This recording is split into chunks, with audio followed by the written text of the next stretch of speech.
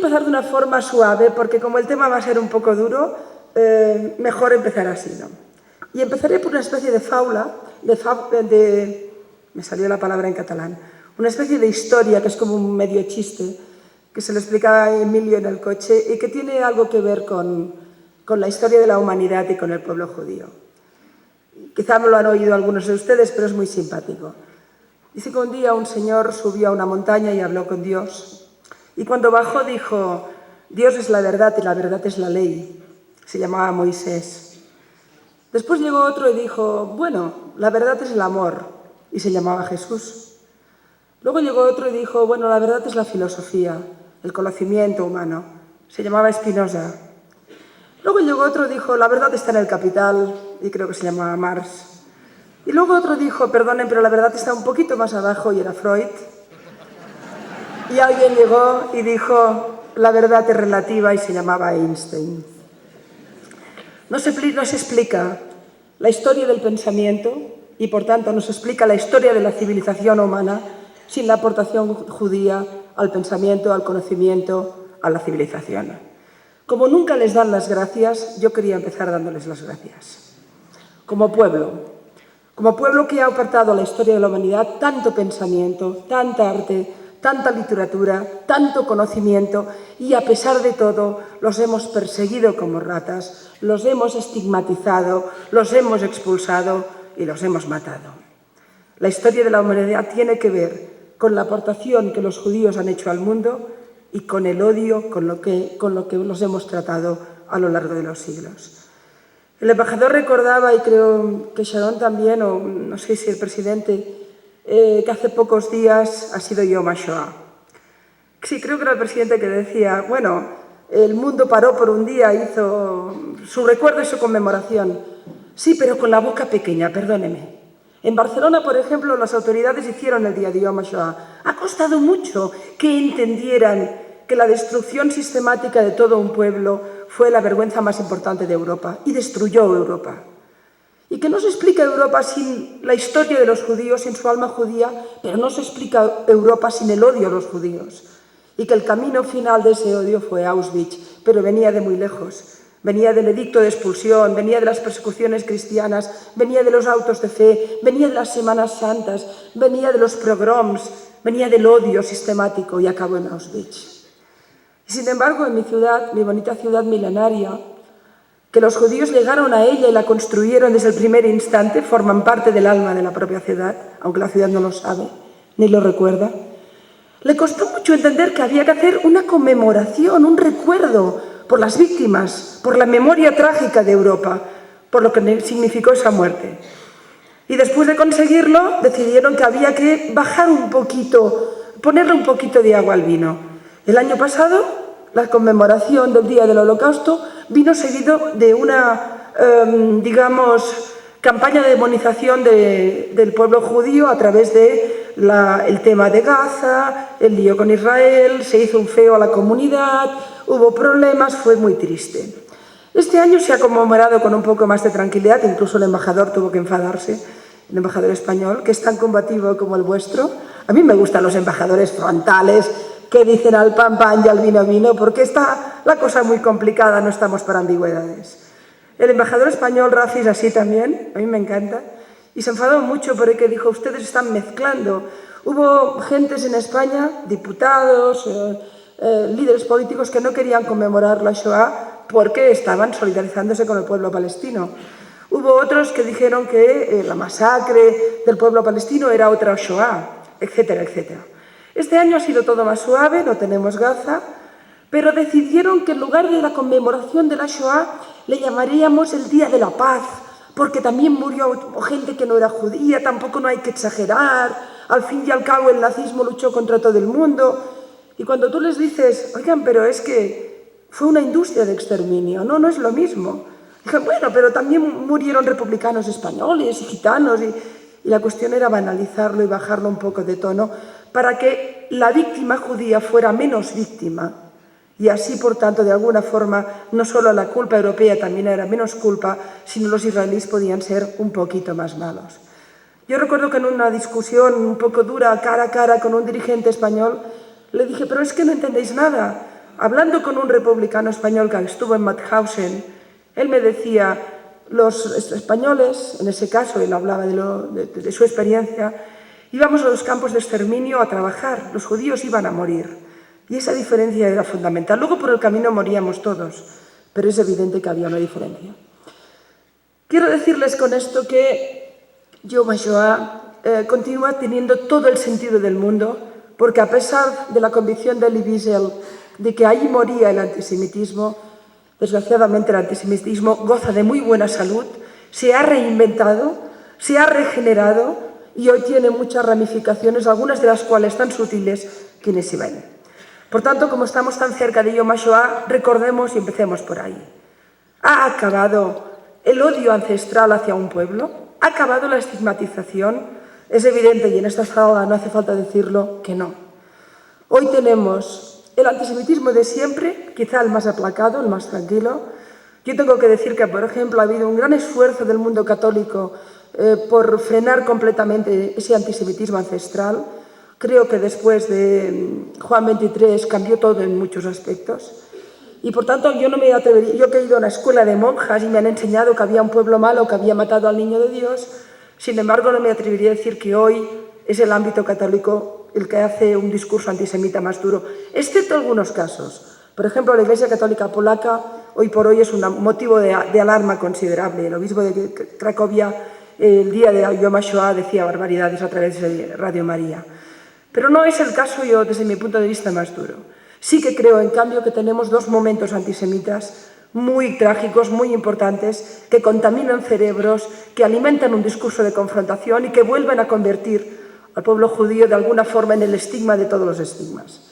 Es ese antisemitismo tan bonito porque no solo es no aceptado, sino que probablemente incluso a veces es inconsciente, que es el antisemitismo de izquierdas.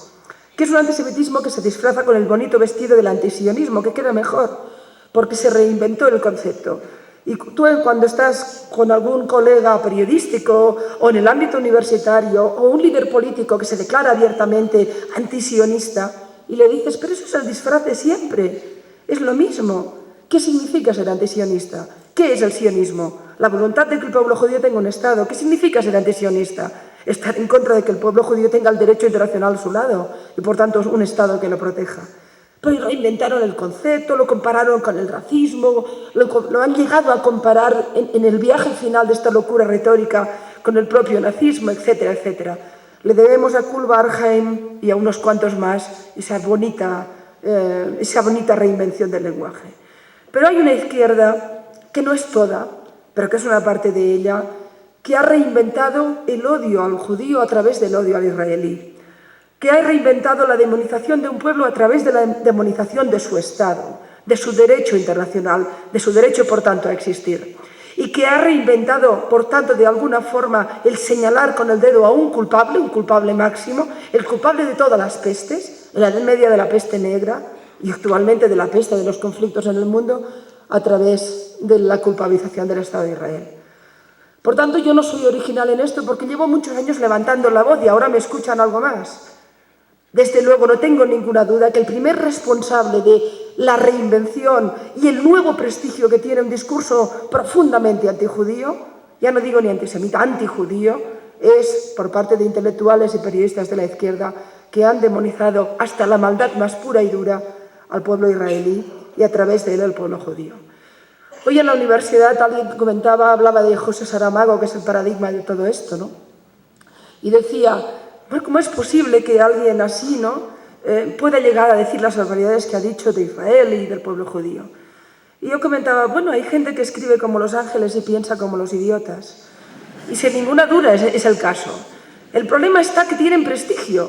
El problema, y a mí me cuesta de entender, es que hay intelectuales que a lo largo de su historia se han equivocado siempre. Han defendido las dictaduras más brutales, por supuesto las de izquierdas, que esas nunca son malas, son otra cosa. Existe Pinochet y es muy malo, pero no existe Stalin. Y esta misma gente que te ha defendido dictaduras brutales con millones de muertos, que te ha defendido a pequeños mesiánicos que aún están algunos en sus tiranías, aguantando el tipo, con gentes en las cárceles, con destrucción de derechos fundamentales. Estos tipos que han estado incluso en contra de la caída del muro de Berlín, porque lo escribió Saramago, un error de la historia, que cayera ese muro. Esa misma gente es la que hoy demoniza a Israel. ¿Cómo pueden tener prestigio? Lo tienen. Y a través del prestigio que tienen, consiguen mantener un discurso de confrontación que desde mi punto de vista es enormemente lesivo. Alguien ha hablado de violencia simbólica a través de la demonización permanente del lenguaje. Es evidente que se trata de ello. Cuando tú cada día estás diciendo que hay un pueblo que es imperialista, que es racista, que tiene un discurso xenófobo, que quiere destruir a otro, que hace limpieza étnica, y esto lo escribes en titulares de prensa, haces fotoperiodismo con un niño palestino en la foto, lo haces en un ritual de discurso universitario, lo chillas en las manifestaciones europeas y también latinoamericanas, llega un momento en que alguien piensa que quizás sí, eso que nació para dotar a un pueblo de un Estado que no tenía y para recuperar el derecho a existir después de persecuciones ancestrales, a lo mejor realmente se ha convertido de víctima en victimario. Si algo me duele profundamente es que esto que les digo aquí, y que ustedes saben perfectamente, no es un relato del siglo XX, es un relato del siglo XXI. No lo he leído en los periódicos de hace 20 años, lo leo en el periódico de ayer, en la prensa de mi país, pero cuando me voy a según qué prensa aquí, me pasó en algún caso en México, o en Argentina, o en Brasil, o en cualquier otro lugar, me encuentro los mismos pájaros, pero a veces con distintos disfraces. Me encuentro el mismo antisemitismo antiguo, confrontado y malvado que tiene que ver con un discurso de izquierdas. Aquellos que levantan banderas de libertad y en el camino de levantarlas te defienden dictadores, te defienden prejuicios, te defienden odios, nunca han amado la libertad. Sean fascistas de derechas y sean fascistas de izquierdas, que de todo hay en todos los campos. Y al antisemitismo, este antisemitismo visceral, que puede reproducirse en artículos, en comentarios, que está en el relato de tantas manifestaciones y tantas protestas, hay que sumar el antisemitismo feroz, trágico y la auténtica bomba de tiempo que se produce en el Islam. No somos del todo capaces de saber aún qué significa la cultura del antisemitismo en el mundo islámico, pero sí que puedo decirles que cuando, no sabemos tampoco cuántos, pero de 1.400 millones de personas que profesan la religión islámica en el mundo, ¿cuántos son educados en el odio a los judíos? Probablemente un tanto por ciento muy elevado. Cuando uno va, alguno de ustedes seguro que vendrá de Alepo o vendrá de Damasco, será un sefardí que venga de Siria, quizá más en Panamá que aquí, pero seguro que hay alguno, ¿no? Si ustedes vuelven a las bibliotecas, a las librerías de Alepo, yo cuando estuve lo vi, encontrarán que el Mein Kampf de Hitler o los protocolos de los sabios de Sion forman parte de los bestsellers del momento en el mundo árabe. Y lo verán, y en las madrazas coránicas se enseña el odio antisemita en todas sus facetas. El antisemitismo de corte religioso a través del Corán, el cerdo, el judío malvado, el que se quedará siempre como lo peor de lo peor, digamos, del relato religioso. El antisemitismo, por tanto, coránico, el antisemitismo político es el pueblo imperialista, destruye los derechos de nuestra gente, nos aniquila. El antisemitismo social es un pueblo económicamente poderoso, domina el mundo. Todos los mitos, pero absolutamente relatados. Y esto pasa en cualquier país donde el Islam se ha convertido no solo en una actitud y en una religión con la que no tengo nada que decir, sino también en una ley y en una educación, y ahí sí que tengo mucho que decir. Por tanto, en este momento, acabamos de celebrar un año más el recuerdo de la conmemoración de un odio ancestral que ha sido el prejuicio intolerante que ha matado más de la historia de la humanidad. Nada ha matado más que el antisemitismo. Y tanto tiempo después, y aún con tantas víctimas de esa locura aún vivas, con tantos supervivientes, no tantos ya, pero de Auschwitz y de todos los campos, aún hoy tenemos que decir que el odio está bien vivo, que se ha transformado y que se alimenta de muchos discursos y viene de muchos orígenes. Por supuesto, hay cosas absolutamente obvias. Ustedes tienen cerca de aquí a un tipo absolutamente impresentable, un pequeño dictador, que si no estuviera sentado en un barril de petróleo solo sería un payaso, pero que ahora es un payaso con un barril de petróleo, lo cual es más complicado. que no solo es desde mi punto de vista un populista que mientras se llena la boca de todo tipo de barbaridades tiene a su pueblo en absoluta situación de hambruna y cada vez de peor situación económica y política, que utiliza la democracia para desmantelar la democracia, que mancha la memoria de un gran tipo como Simón Bolívar mentándolo y convirtiéndose en su herencia. Pobre Simón Bolívar, si levantara la cabeza, volvía a morirse. Pero fíjense ustedes que ocurre como gente como esta, que levanta las banderas del progreso, aunque luego su pueblo esté como esté, inmediatamente acaban haciendo la conexión con los discursos antisemitas y con los discursos antioccidentales, es decir, de odio a la libertad, con el islamismo más radical y más fundamentalista y, por tanto, más funesto. Yo creo que el puente aéreo Caracas-Teherán es la metáfora de muchas cosas. Algunas del ridículo más absoluto, porque yo lo primero que pensé es que supongo que todas las mujeres venezolanas que son guapísimas irán con minifalda por Teherán encantadas de la vida, porque claro, un puente aéreo como esto debe tener mucho flujo personal, o no sé. También luego pensé que se trataba de una alianza entre demócratas, como es evidente, gente que ama la democracia y que ama la libertad. Y también, por supuesto, se trataba de una alianza entre gente que amaba al pueblo judío. De eso no me quedaba ninguna duda, ¿no? Hablaré luego de ello porque el tema Chávez obliga a un aterrizaje de urgencia en todo lo que está ocurriendo en Latinoamérica, pero no me quiero desviar. Pongo sobre la mesa, por tanto, para no alargarme, porque el jet lag me puede dar por hablar más y va a ser peligroso, pongo sobre la mesa que el siglo XXI no amaneció mejor en algunos aspectos. Y que lamento decirlo porque me duele mucho. Me duele como europea, que formo parte de una tradición brutal de odio. Fuimos los inventarios del odio antisemita. Lo fuimos tanto que durante siglos estigmatizamos a un pueblo. Yo recuerdo aún que en la Semana Santa, de pequeños, aún jugábamos a matar judíos con unas carracas que hacían ruido. Evidentemente no sabíamos lo que era, pero jugábamos a eso. Y tenía una abuela, que cuando se enfadaba con alguien decía: eres más feo que un rabino. Nunca entendí por qué. Bueno, si hay algún rabino que me perdone, pero porque no sabía que era un rabino, pero formaba parte de su universo lingüístico, digamos, ¿no? Eres más feo que un rabino, y se quedaba. Yo tampoco entendía lo que significaba eso, por supuesto, ¿no?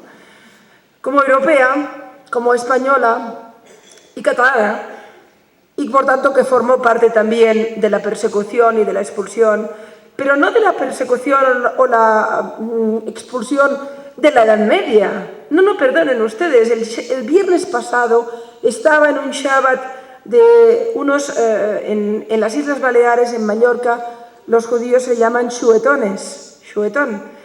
Y se llaman chuetones porque, a pesar de que fueron judíos obligados a convertirse en cristianos, durante siglos se mantuvo el estigma de que habían sido judíos y se les segregó. Y yo tenía al lado un señor de 48 años, cuyo apellido Aguiló es un apellido clásico judío mallorquín, que me decía: con 13 años me enamoré de una chica en clase y empezamos a salir. Y su padre le dijo: no puedes salir con este porque este chuetón es judío. Y me hablaba de su historia, no me hablaba de la historia de la Edad Media.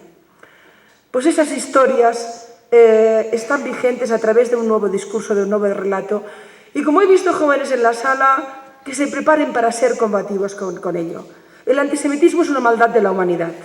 Yo estoy convencida de que se lucha especialmente contra él a través de los que no somos judíos. El judío es la víctima, pero es el no judío el que tiene que luchar contra ello. Pero van a venir tiempos donde ese relato va a crecer. Y lo hemos visto a veces confrontado con conflictos como el conflicto de Oriente Medio. Fíjense ustedes los mitos como están exactamente presentes.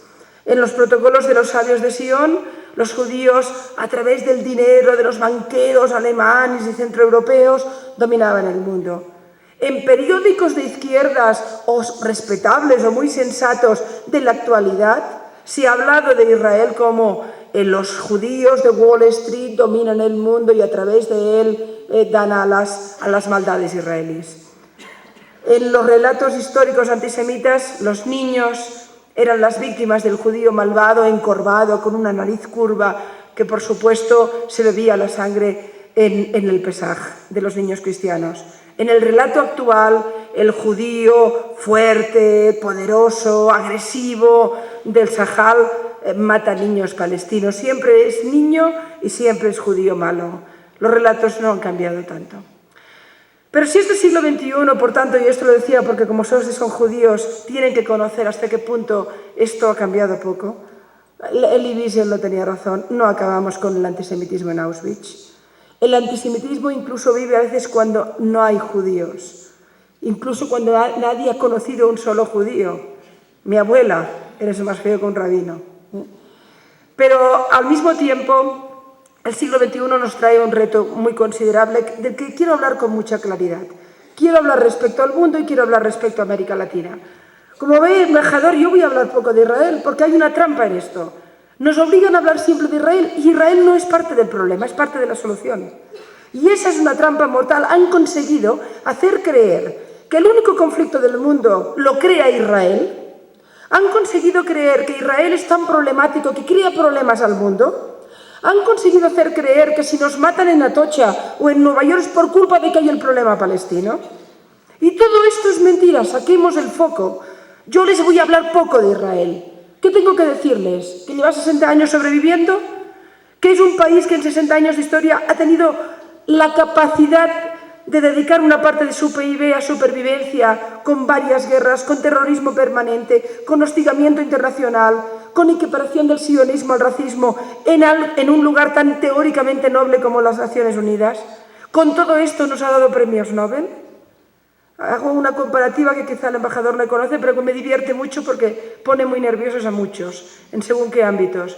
60 años de Estado de Israel, 7 millones de personas, guerras, terrorismo, creo que son 7 premios Nobel.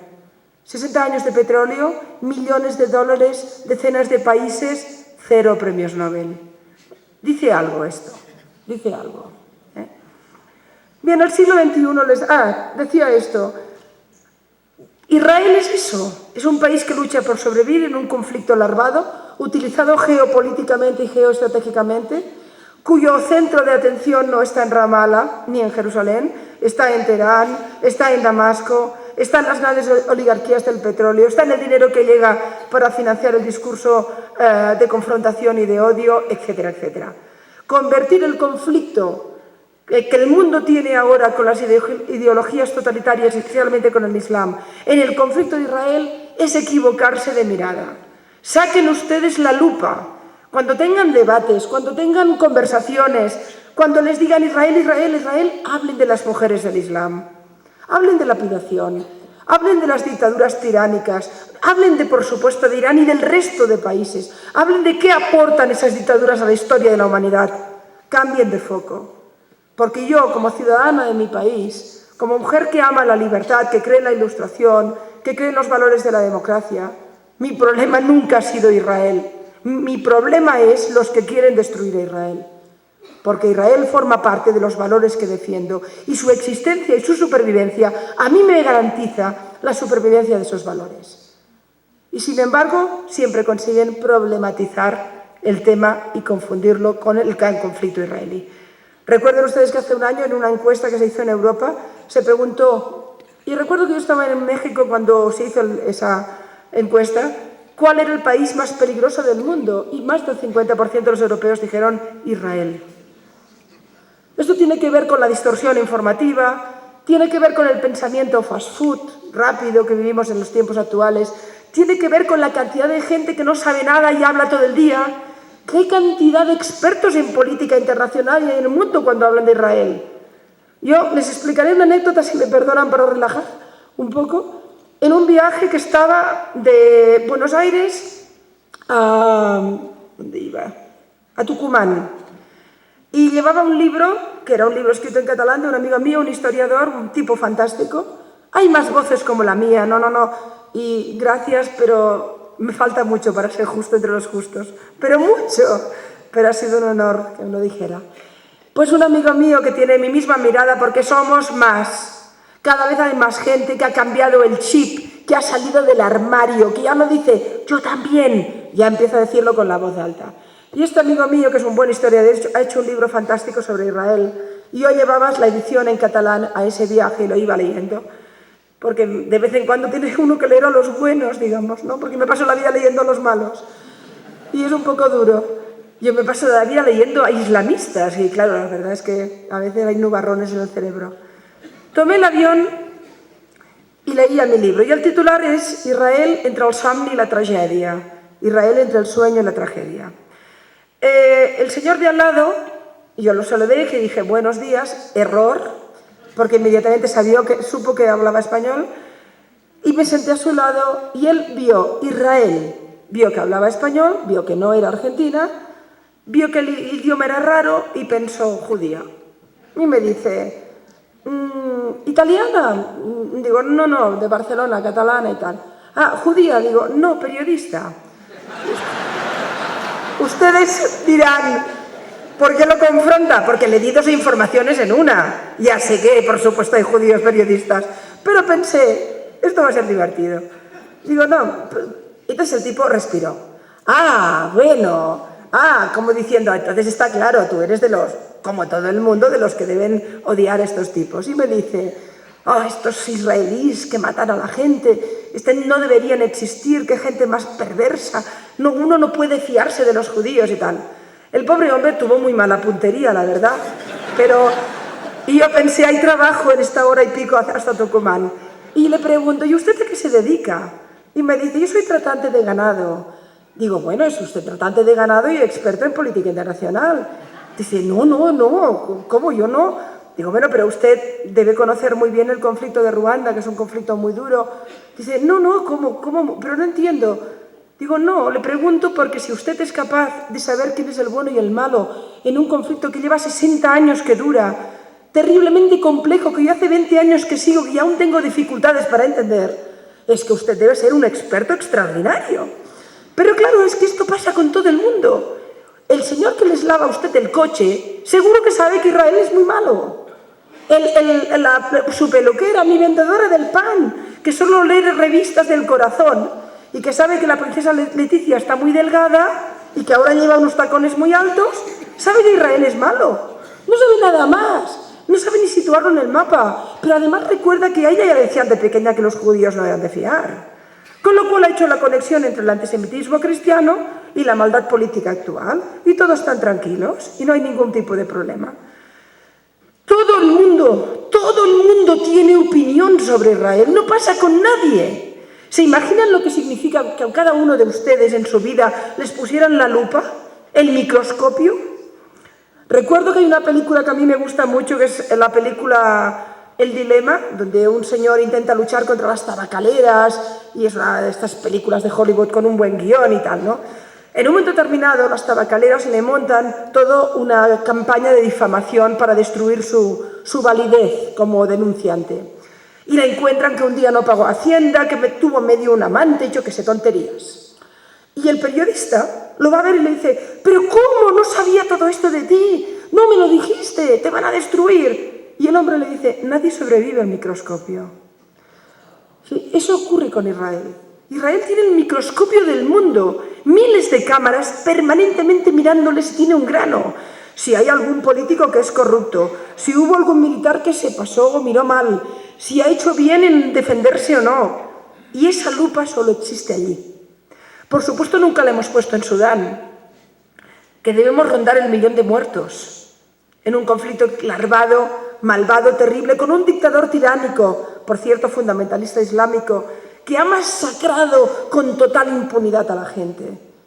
Ese conflicto no lo hemos puesto en ninguna de las guerras que existen en el mundo. Los que se llenan la boca hablando de las víctimas musulmanas o las víctimas palestinas nunca se preocuparon de esas víctimas.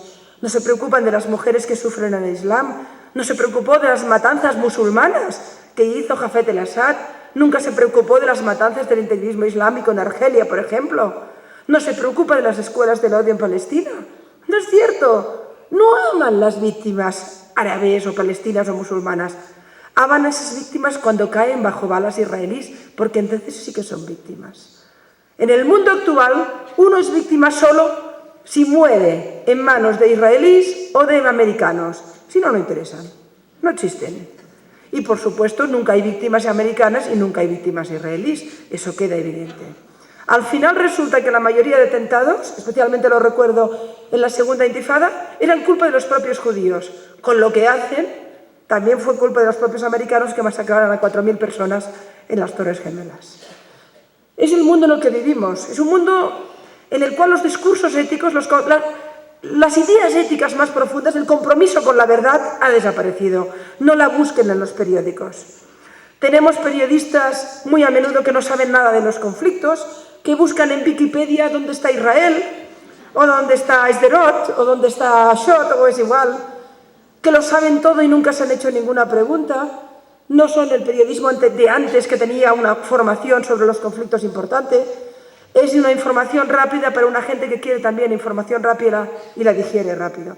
Israel está en la encrucijada.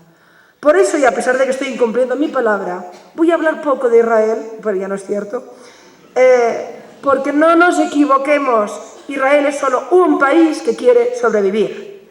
Y que si no sobreviviera, el mundo entraría en la tiniebla más absoluta, porque significaría que sus enemigos habrían vencido. Y no se equivoquen, es exactamente lo mismo que en el nazismo. Primero fueron a buscar a mi vecino judío, yo no era judío, no me preocupé. Y después era gitano, yo no me preocupé, después era comunista, yo no me preocupé, y cuando me vinieron a buscar, ¿qué pasó? Pasó igual, mataron en Amia y no era mi tema, eran judíos. Mataron en Kenia y Kenia está en África, ni me entero. Mataron ¿en dónde? En Estados Unidos, los americanos que son muy malos. Matan en Israel, los judíos tienen la culpa. Y cuando matan en Atocha dijeron, ¿por qué si yo era bueno? Aterricemos en el tema, el fundamentalismo islámico. Hoy he estado en el Colegio de México hablando de este tema y la verdad es que voy a repetirme, si alguien estaba allí, en algunos conceptos porque creo que es inevitable. ¿Cuál va a ser el reto más importante del siglo XXI, desde mi punto de vista? Hay algunos retos obvios, el exceso demográfico, las hambrunas, el desastre ecológico. De esto habla mucha gente, hay mucho consenso en muchos temas, yo no voy a añadir mucho más. Pero hay mucha gente, o la mayoría, que no hablan tanto de lo que a mí más me parece que es, sin ninguna duda, el problema y la amenaza más importante de la historia de la humanidad en el tiempo reciente, que es una ideología de corte fundamentalista, claramente nihilista, aunque hable en nombre de un Dios. Fíjense que, como todo nihilismo, ama la muerte, se prepara para la muerte, desprecia profundamente la vida, incluso la propia, desprecia los valores fundamentales, la infancia, las mujeres, las víctimas civiles, etcétera, etcétera. Es nihilismo puro, y ese nihilismo de corte totalitario nos ha declarado la guerra.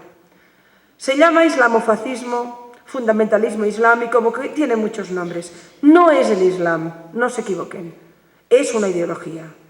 Con esto quiero decir, porque me gusta levantar esta voz muchas veces, que esa ideología mata sobre todo a musulmanes y que contra esa ideología hay muchas voces musulmanas que se alzan.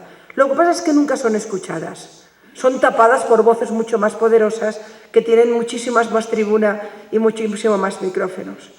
Yo siempre que puedo levanto la voz por las mujeres que están luchando por sus libertades en el Islam, silenciadas, sin ser escuchadas generalmente, despreciadas por esas izquierdas que gritan tanto en las universidades. ¿Ustedes han visto alguna vez una sola manifestación por la libertad de las mujeres en el Islam? Contra la lapidación, contra la mutilación genital, contra las leyes que las esclavizan, contra el burka. Una. ¿No tiene que ver con los derechos fundamentales? Millones de mujeres esclavas, que no pueden ser propietarias de su destino, que no pueden amar a quien quiere, que no pueden tener el trabajo que quieran. Las tenemos a nuestro lado y ni las vemos. No nos importan, damos las manos a sus opresores. Son aliados nuestros. ¿Cómo no? El petróleo es el que sustenta nuestras vidas. Y las ignoramos, las ninguneamos, no nos importan. El siglo XXI ha cuajado como la gran indiferencia ante la maldad contra las mujeres del Islam. Yo, que me paso la vida hablando de ellas, cuando algún imbécil me dice lo que tú dices es islamofobia, le digo, no, tú eres el islamófobo. Yo amo el Islam, amo las mujeres que luchan por sus libertades, amo los estudiantes iraníes que han salido a la calle. El otro día mató a dos, este bruto. Los condenó a muerte por luchar, por alzar la voz, por hacerlo decente. Amo a los hombres que han sido estigmatizados y que tienen fatuas, y a los que han muerto. Amo a las víctimas. Amo a ese niño con síndrome de Down que le ponen una bomba y le llevan a un mercado y le dicen mata y muere. Amo a esos niños en Palestina educados para el odio y la confrontación, hipotecados en generaciones para la paz. Eso es amar a las víctimas. Me niego en redondo a considerar que una religión, una cultura, una identidad es el odio. Y me niego a pensar que en nombre de Dios se odia. Pero el odio utiliza a veces a Dios. El siglo XXI se levanta con una ideología totalitaria como nunca la hemos tenido en la historia de la humanidad. He empezado hablando de Yom HaShoah. ¿Hay algo peor que el nazismo? Sí, puede haberlo. El siglo XX tuvo el estalinismo y el nazismo como dos grandes procesos totalitarios que masacraron, mataron, destruyeron. El siglo XXI va a tener un fenómeno de corte fundamentalista que está mundializado, que tiene objetivos, tiene logística, tiene dinero, tiene capacidad y de alguna forma tiene claramente ya una causa levantada. Me dirán, ¿realmente es tan peligroso? Veamos, a mí me preocupa casi más la yihad ideológica que la yihad violenta. La yihad violenta ha matado mucho. Si alguien tiene dudas de que esto es peligroso, que cuente los muertos. ¿Ustedes han hecho cuentas alguna vez? Si empezamos con los muertos en Argentina, tenemos más de 100, entre la embajada y AMIA. Si luego pasamos a Kenia, ¿cuántos fueron? 300 y pico, 400. Podemos estar en Bali, en una discoteca, 400 muertos. Podemos ir en un tren en Bombay, 400 muertos. Podemos estar en una escuela en Beslam, 500 niños. Podemos estar en un hotel en Bombay, 300 muertos. Podemos estar en unos trenes en Atocha, 200. Podemos estar en unos rascacielos en Nueva York, 4.000 o 3.000 y pico. Podemos estar en un metro en Londres, 80. Podemos estar en autobuses, en bar mitzvahs, en bodas en Israel. ¿Cuántos? ¿Cuántos? Podemos estar en Turquía. Podemos estar en un autobús o en un mercado o en una cola en Bagdad. ¿Cuántos? El fundamentalismo islámico lleva miles de muertos. Miles de muertos. Pensar que no es letal no solo es equivocarse, es estar ciego. Y voy a repetir la frase que he repetido en la universidad. Es una frase de la Torá. Si el enemigo te dice que quiere matarte, créelo. Hacen bien ustedes en creer que Irán quiere matarles. ¿Cómo no vamos a creer al enemigo? ¿No era claro Hitler? ¿No eran claros los textos del nazismo? ¿No lo dijeron todo? ¿Por qué no lo creímos? ¿Y no lo dicen todos estos? Lean ustedes los discursos del integrismo islámico. Lean a los teóricos que leen ellos. Busquen en internet sus textos. No se lean a ustedes, léanlos a ellos. Lo dicen. Vamos a dominar el mundo. Vamos a destruir las democracias. Omar al-Bakri, el tipo que no tenía un ojo, que predicaba en una mezquita del Londostán inglés, británico, cada viernes decía, vamos a utilizar la democracia de los cruzados para destruir la democracia. Y durante años nadie le dijo nada, porque la multiculturalidad tiene esas cosas. El siglo XXI nos ha traído de la manita del siglo XX un fenómeno ideológico gravísimo, que lleva muchos muertos, que va a matar más, que por supuesto tiene en el punto de mira a Israel, pero también tiene en el punto de mira todos los valores de la civilización, que odia profundamente esos valores que representamos, que ha declarado la guerra a esos valores, que tiene una voluntad de dominio absoluto y que tiene como nunca el dinero que nunca había tenido, la logística que nunca había tenido y la tecnología que nunca había tenido.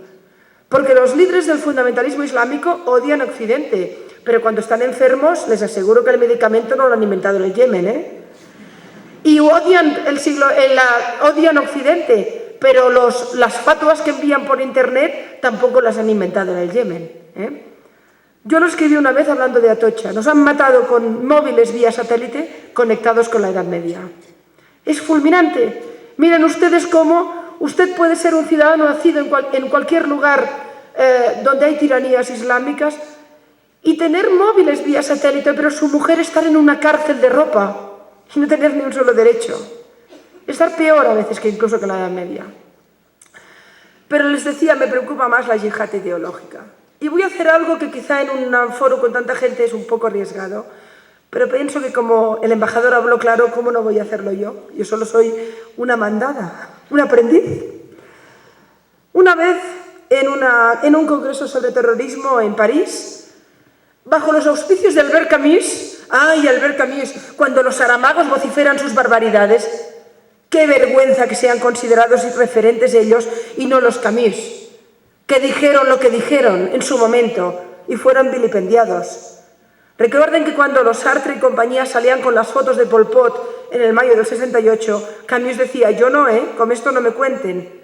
La libertad está por encima de según qué causas e ideas. Y cuando había hombres y mujeres en Argelia que ponían bombas en los cafés, Camus decía, no, por aquí no, el civil nunca es el objetivo. Y fue el único. Y lo expulsaron muchos de la izquierda. Y muchos dijeron que realmente había enloquecido, porque tuvo la valentía de hablar a favor de la libertad en el oscurantismo de determinadas consignas de izquierdas. Pues bien, en el auspicio de un recuerdo con Albert Camus, hablando de terrorismo, que probablemente en México les queda lejos, pero en España ya nos queda cerca, hemos tenido el atentado más importante de Europa, y en Francia les queda muy cerca, como bien saben ustedes, y en toda Europa en estos momentos. Hablando de este tema, un miembro de los servicios de inteligencia, creo, bueno, en todo caso de la seguridad británica, habló de la cuestión islámica y nos decía, el fundamentalismo islámico es el fenómeno ideológico totalitario más importante de la historia. En la sala había judíos, por supuesto, y levantaron la mano con una cierta indignación diciendo, perdonen, nada hay más parecido, nada hay como el nazismo. Y el tipo dijo, bueno, esto es Goebbels con Internet. No está tan claro que esto no sea peor que el nazismo. Y entonces hizo una pregunta que a mí aún me duele, aún me cuesta recordarla y explicarla. Pero últimamente, creo que en Tel Aviv la expliqué también, últimamente la explico. Nos dijo, ¿ustedes son conscientes de cuánta gente hoy en el mundo trabaja a favor del fundamentalismo islámico? Es decir, ¿cuánta gente en el mundo está siendo educada, financiada y preparada para odiar todo aquello que nos representa? Las democracias, las libertades, los derechos conquistados, por supuesto Israel, que se lo lleva todo de camino, etcétera, etcétera. Lo que construimos desde las tablas de la ley que fundaron el principio de la civilización, cuando Moisés subió a la montaña no solo vio a Dios, no solo tuvo una trascendencia espiritual, ese no es mi tema. Fundó la civilización, ese es mi tema. Cuando alguien dijo a su pueblo, no matarás, respetarás a tu padre y a tu madre, no robarás, fundó la civilización, nuestra civilización. La Carta de Derechos Humanos no ha ido mucho más lejos. Si algún día ustedes quisieran volverla a fundar, si nos quedáramos sin nada, rescatando las tablas de la ley y la Carta de Derechos Humanos, volvemos a empezar. Este fenómeno ideológico odia esto. No solo odia esto, ha convertido la muerte en una aspiración, en una voluntad, en un deseo, en un hecho sagrado incluso. Hasta tal punto ha vuelto hacia atrás, mucho antes de las tablas de la ley. ¿Cuántos? ¿Cuántos ciudadanos del mundo, este planeta, lo que Mafalda describió como el manicomio redondo, este planeta mundializado, conectado, que ya se conoce uno al otro, que se mira a la cara, que ya sabemos que cuando los chinos tosen cambia la economía, que ya sabemos que todo está interconectado, que todos son vasos comunicantes. En este mundo global, ¿cuántos ciudadanos, un día viendo la televisión en su casa, padres de familia, madres, jóvenes adolescentes, viendo la televisión en su casa, de golpe ven que caen unas torres gemelas y mueren miles de personas?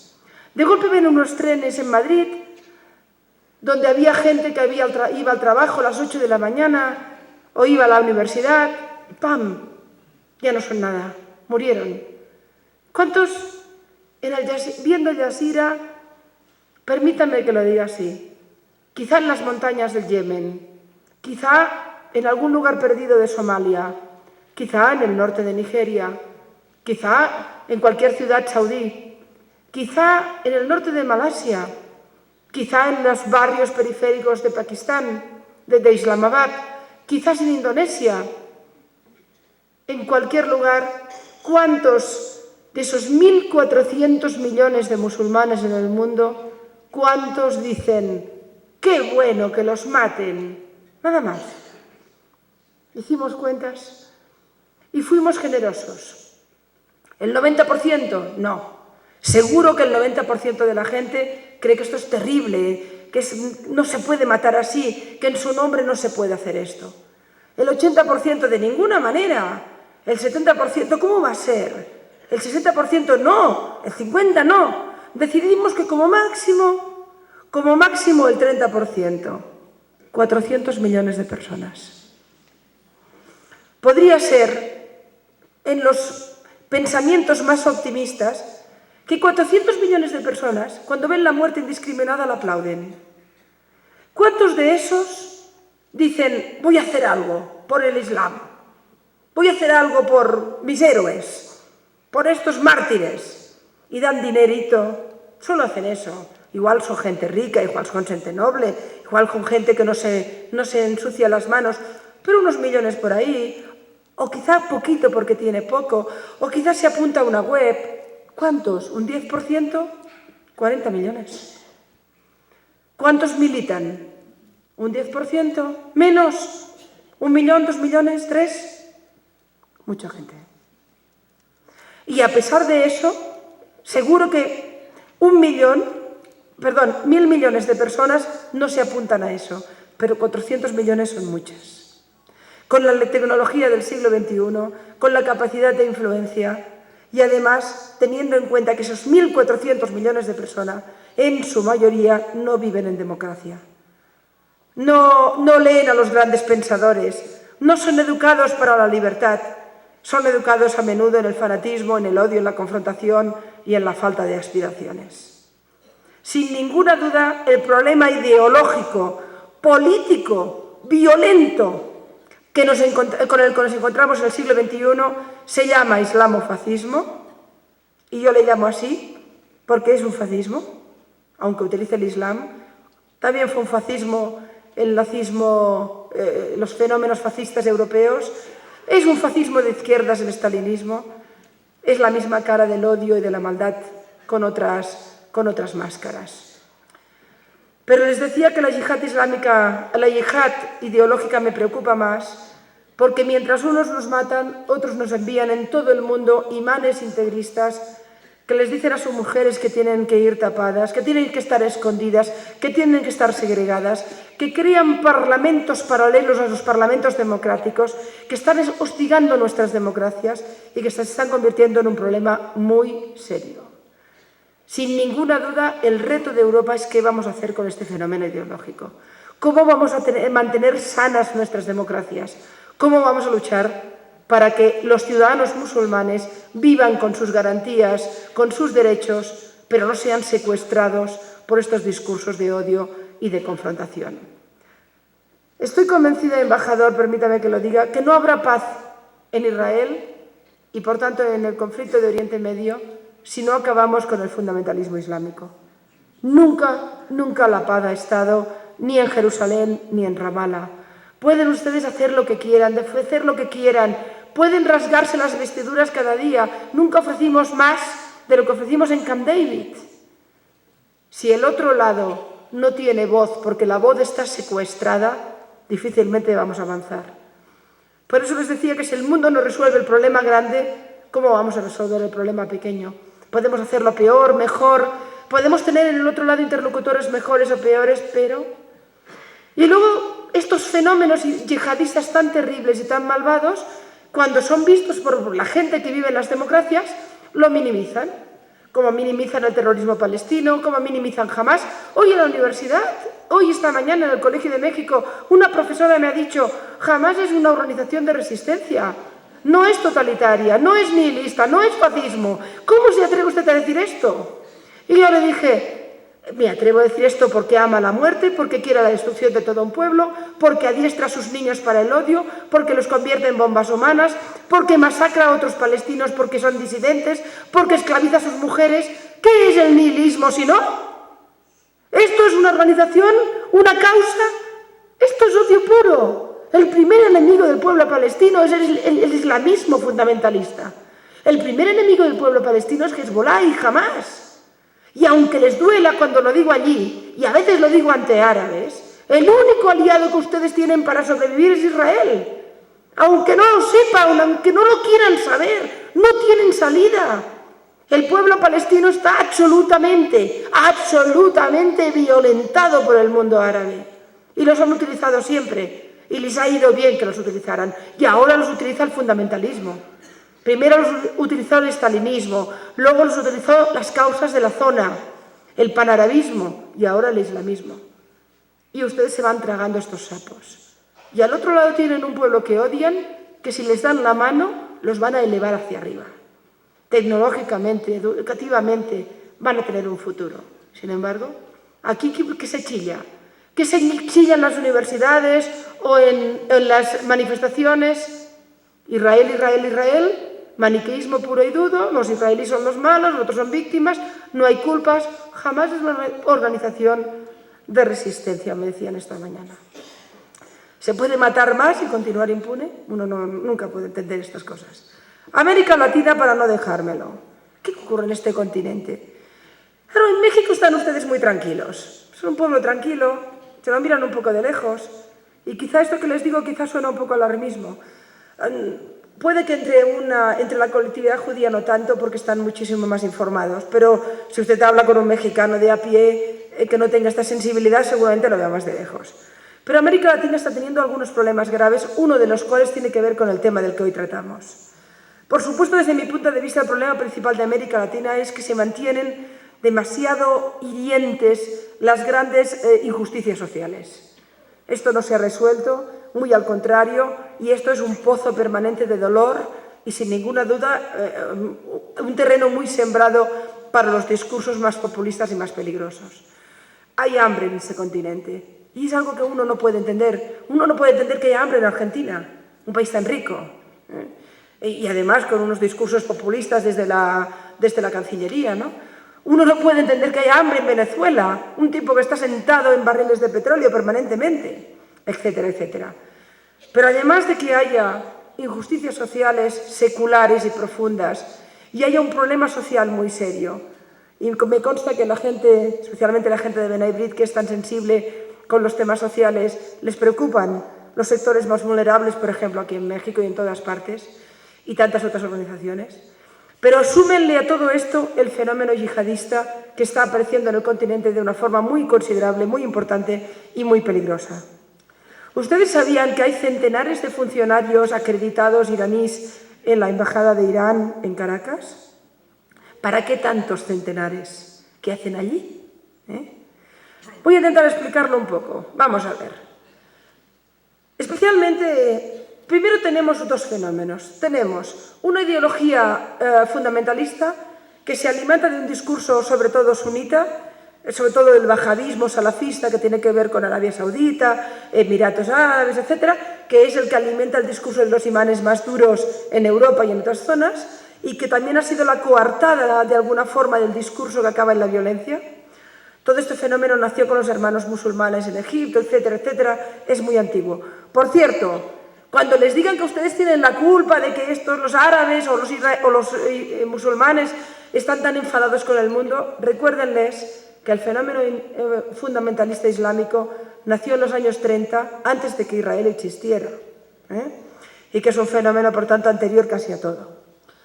Bien, les decía, existe el fenómeno ideológico que tiene una gran vitalidad como nunca la había tenido, que está recorriendo el mundo, que está radicalizando los colectivos donde hay ciudadanos musulmanes, seguro que también en México, seguro que ustedes no han puesto la mirada en algunas mezquitas, pero está pasando en todo el mundo.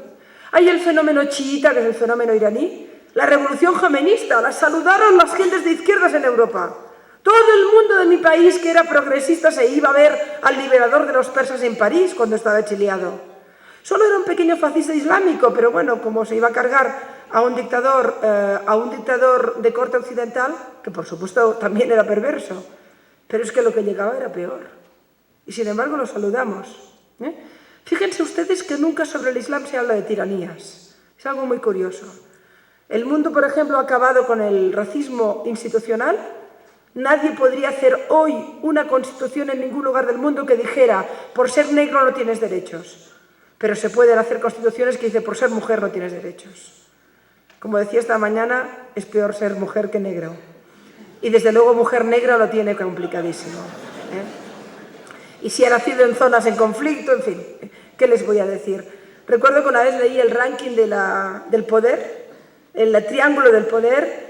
¿Quién es el ser humano más poderoso del mundo? Esto está cambiando, pero hasta ahora el ser poderoso más poderoso del mundo era hombre blanco, protestante, rico. Y luego ibas bajando. ¿Saben lo que hay abajo? Niña negra en zona de conflicto. Es lo peor que puedes hacer. No queda nada. Debajo de eso ya no queda nada. Y por el camino hay muchos estratos. Bien, pues de golpe esa revolución jomainista que significó el inicio de una revitalización del fenómeno fundamentalista por el lado chiita, de manera que ha cuajado en el sunismo y en el chiismo. Fíjense Hezbollah. Hezbollah es financiada, y lo ha sido históricamente, por el panarabismo sirio, que en su momento fue de corte marxista, o sea, laico teóricamente. También por el panarabismo de Saddam Hussein, por el chiismo iraní y, por supuesto, en su momento también incluso por el wahabismo. Y todo se confluye en el odio a Israel. Hezbollah ha conseguido sumarlo todo. Bueno, pues a todo esto se le sumó un país, Irán, que primero es un gran país. Irán es un gran país. Sus gentes son gentes muy interesantes, que han luchado ancestralmente por las libertades. Yo tengo unas grandes esperanzas en Irán a pesar de todo. Por supuesto no en Ahmadinejad, pero sí en el pueblo iraní. Es el lugar del mundo islámico donde hay más entidades que luchan, más universitarios que protestan, más mujeres que levantan la voz. No es una casualidad que sea una mujer iraní la Premio Nobel de la Paz, Shirin Ebadi, que le llegaron incluso a robar el Nobel el gobierno iraní, que es algo que nunca había pasado, se lo quedaron, se lo confiscaron. La primera mujer juez de Irán, la revolución jovenista le prohibió ejercer. Luchadora por los derechos de los estudiantes, ejerce de abogada cuando puede, como puede. Por el camino han muerto muchos de sus compañeros. Ella ha sufrido todo tipo de vejaciones. Sus aliados están encarcelados. Alza la voz y es enormemente valiente. Es una iraní. Cuando pensamos en Irán, hablemos de esta gente. De estos jóvenes que acaban de morir, de los homosexuales que son condenados a muerte, de los estudiantes universitarios que luchan. Es un gran país, pero está en el peor de los momentos y en las peores de las manos. Ese fenómeno, el fenómeno chiita, tiene una gran fuerza porque tiene un gran capital económico, tiene una gran capacidad militar, tiene una voluntad internacional y ha encontrado aliados en el mundo. Fíjense cómo es de loco la historia, que cuando alguien como Ahmadinejad dice lo que dice desde una tribuna pública, en un mundo lógico, no tendría voz. En el momento que Ahmadinejad, que es un tipo que se ríe de la muerte de 6 millones de personas e incluso la niega y llega a hacer un congreso negacionista y luego se va tranquilamente a Naciones Unidas y tiene voz, ¿hasta qué punto Naciones Unidas no sirven para nada? Cuando uno ve esto, ¿no? Todo esto ha aterrizado en América Latina por la puerta grande. La revolución bolivariana, llamada así Pobre Bolívar, ha significado no solo la recuperación de los populismos de los años 60, la utilización de todos los discursos tópicos de una mirada muy jurásica y muy antigua del teórico progresismo, sino la conexión definitiva entre la extrema izquierda y el extremismo islámico. En el odio a Occidente, a los valores de la libertad, y, por supuesto, los judíos, Ahmadinejad y Hugo Chávez se dan de la mano. Pero se dan de la mano estos y tantos otros. Se la da también Saramago. Cuando te dice, no, jamás son buenos, Israel es malo. Se la da a la persona que esta mañana me interpelaba en la universidad. No tienen problema con eso. A mí me resulta sangrante pensar que no haya más protestas, pero se produce esto. Bien, han aterrizado muy seriamente. Hoy en América Latina, a través de todos los países del eje bolivariano, ha llegado con mucha contundencia una influencia económica, social, incluso industrial y en su momento no sabemos si militar, del régimen iraní en toda la zona, que no solo islamiza en algunos momentos pueblos indígenas, que es lo más grotesco, ¿no? Porque ves a niñas indígenas monísimas de golpe tapadas con el velo y, bueno, en fin, sino que sobre todo para mí lo más importante y lo más desestabilizador por la zona es que crea células de Hezbollah en toda Latinoamérica, que crea núcleos de presión y lobbies de influencia para influir en contra de Israel en los distintos países, que tiene la voluntad de desestabilizar las relaciones con Israel allí donde están, que cada vez que hay algún momento de conflicto de Israel con Palestina, estos lobbies que tienen claramente una influencia muy notable consiguen marcar posición y en cierta medida influir en la opinión pública, y que además en la perspectiva ya directamente del terrorismo son unas armas letales en un momento determinado. Hoy tenemos células de Hezbollah en toda Latinoamérica y tenemos una triple frontera absolutamente descontrolada y peligrosísima, que a nadie parece preocuparle, que sin ninguna duda blanquea dinero del terrorismo. Esto parece bastante evidente. Y tenemos un embajador de toda esta locura que vocifera, que se atreve además a reñir, digamos, a los líderes del mundo, que utiliza el dinero para crear una oligarquía enormemente rica con un pueblo enormemente pobre y que ha revitalizado los discursos más enloquecidos de la izquierda más enloquecida. Y que incluso ha tenido tiempo de levantarle un poquito al espantajo este de Cuba, que ya estaba medio jubilado. Que ya, en fin. Miren ustedes, América Latina se está complicando. El mundo se está complicando. Hace poco en Chile fui este verano, este invierno suyo, y un chico en una radio que me hacía una entrevista me dijo: ¿se acuerda usted que hace 4 años vino a Chile y habló del fenómeno islámico? Y yo le dije, bueno, aquí en Chile no hay problema. Yo no lo recordaba, pero bueno, le dije, sí, sí. Dice, pues el otro día hice un reportaje con las comunidades musulmanas en Chile. Quedé horrorizado. No sabía que había burkas en Chile. Y eso no pasaba hace 4 años. Se radicaliza el fenómeno islámico integrista en todas partes, también en América Latina, pero con la diferencia que Ahmadinejad no se pasea por Europa y cuando se pasea no lo tratamos demasiado bien. Hubo la vergüenza enorme de las Naciones Unidas de llevarlo a un congreso contra la intolerancia. Si alguien tenía dudas sobre en qué se ha convertido Naciones Unidas, miren eso. Hacen un congreso para luchar contra la intolerancia y me traen a un nazi. O a un tipo que defiende el nazismo o que ningunea a las víctimas del nazismo. Bueno, después de esto uno ya, en fin, ¿no? Pero no se pasea por allí, se pasean aquí. Los lazos económicos, militares, políticos y logísticos de los gobiernos bolivarianos con el régimen de Ahmadinejad es un peligro potencial muy serio. En lo diplomático es presión, en lo político es influencia, en lo económico es dinero, en lo militar, por supuesto, es violencia y en lo social es una bomba de tiempo. Y ahora retorno a Irán, del que hablaba el embajador. Irán es un peligro para el mundo, sin ninguna duda. Yo les decía antes, la supervivencia de Israel pasa por mi supervivencia, o mi supervivencia pasa por la supervivencia de Israel. Estamos conectados. Las amenazas de Irán pasan también por encima mío. Y me hablo de mí como metáfora de lo que represento. Sin ninguna duda, el hecho de que regímenes totalitarios que desprecian completamente los valores fundamentales, que aman incluso los discursos más de confrontación, tengan un potencial militar que llegue incluso al potencial nuclear, es algo que no nos ha ocurrido nunca en la historia de la humanidad. Es Hitler con la bomba atómica. Y eso es algo muy serio. De manera que ciertamente ese señor británico con su flema británica que nos hacía una pregunta estaba tocando en el centro fundamental de la cuestión. Oigan ustedes, cuidado que esto es lo más serio que nos ha pasado en mucho tiempo.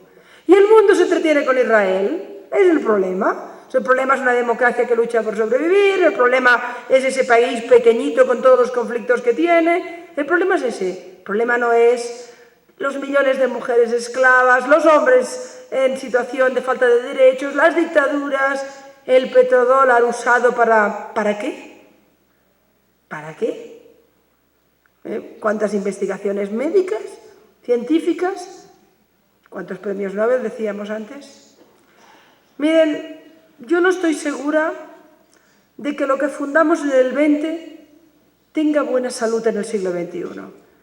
El siglo XX fue un siglo muy duro, muy duro. Estalinismo, nazismo, destrucción de valores, pero también fue el siglo que puso a la mujer de pie, también fue el siglo que constituyó y consolidó las democracias, también fue el siglo del estado del bienestar, fue el siglo que dijo, cuando una persona ha trabajado toda la vida tiene derecho a la jubilación, fue el siglo que dijo, los niños no pueden trabajar, fue el siglo que dijo, el racismo es perverso, fue el siglo que descubrió que el antisemitismo mata, fue un siglo que a pesar de todo tuvo luces en las sombras y nos dejó legados. El legado de la Ilustración, el legado de la civilización, el legado de la Carta de Derechos Humanos, ¿estamos seguros de que va a tener buena salud en el siglo XXI? ¿Estamos seguros que van a ser los valores que van a imperar? De momento me preocupa que en una parte del mundo no solo no son esos valores, sino que se han consolidado valores de odio a los valores de la libertad con profusión de tecnología y de dinero. Me preocupa que mucha gente tenga su cerebro contaminado con ideologías totalitarias. Me preocupa que los héroes de muchos niños y muchos jóvenes no sean Harry Potter, sino cualquier suicida o cualquier loco, cualquier Alibaba de las montañas.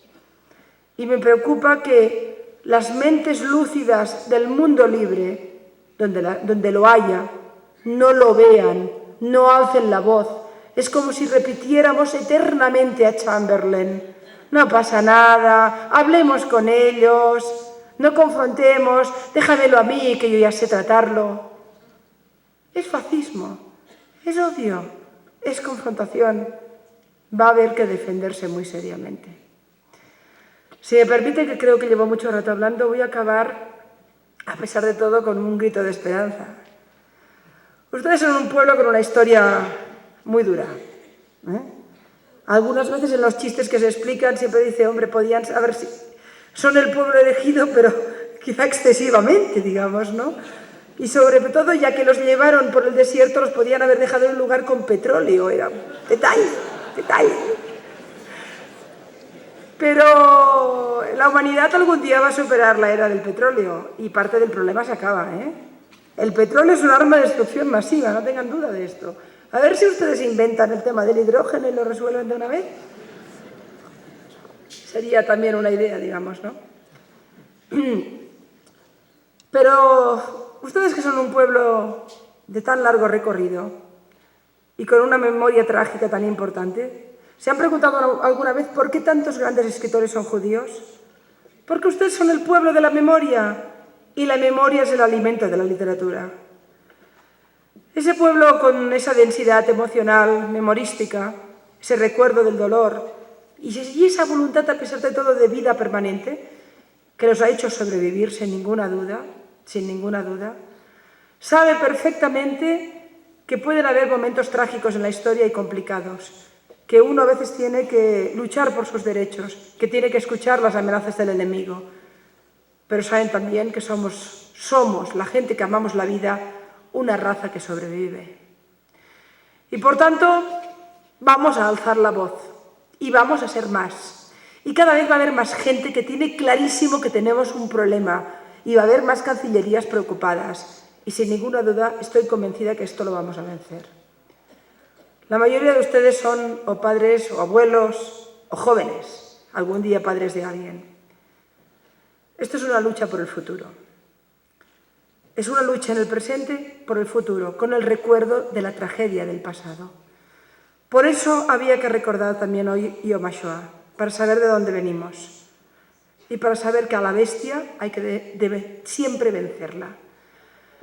De manera que, si me permiten decirlo, yo que tengo una niña de 9 años que sueña con ser una jinete fantástica, que nació en una república musulmana de Siberia, que ama la vida y es feliz, cuando la miro pienso, te voy a ayudar, voy a ayudar a dejarte un futuro mejor.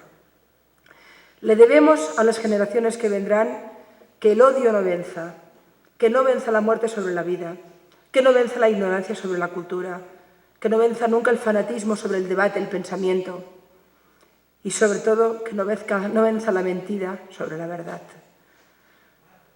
Ustedes forman parte de la verdad del mundo, han formado parte de la historia noble de la libertad y han formado parte de la civilización.